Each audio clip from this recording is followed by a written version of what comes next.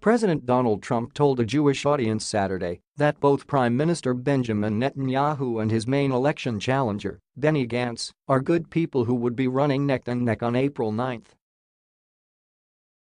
"How is the race going? Who's going to win the race?" he asked during a keynote address at the Republican Jewish Coalition Conference in Las Vegas.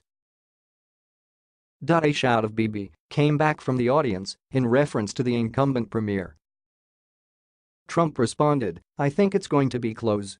Two good people." The start of his speech was interrupted by hecklers who chanted, "Jews are here to stay. Occupation is a plague." The crowd then countered with chants of USA, and for his part, Trump quipped, "He's going back to mommy. He will be reprimanded." Trump thanked his special envoy to the Middle East Jason Greenblatt and his senior advisor and son-in-law Jared Kushner for their work on the as-yet unveiled peace plan, saying, "Peace in the Middle East, if they can't do it, nobody can."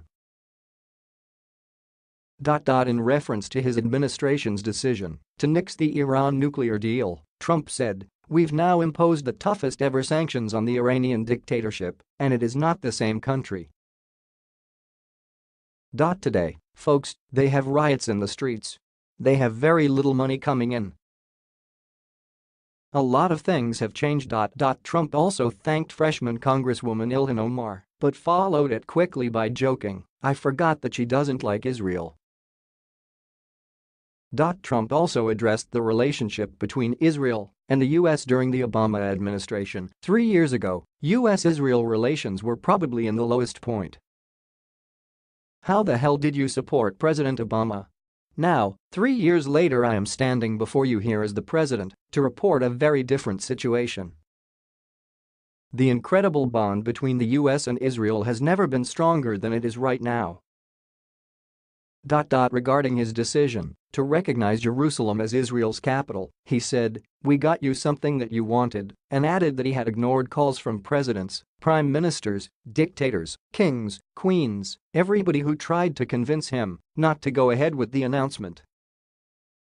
His recent decision to recognize Israel's sovereignty over the Golan Heights, he said, was the result of studying the strategic value of the area.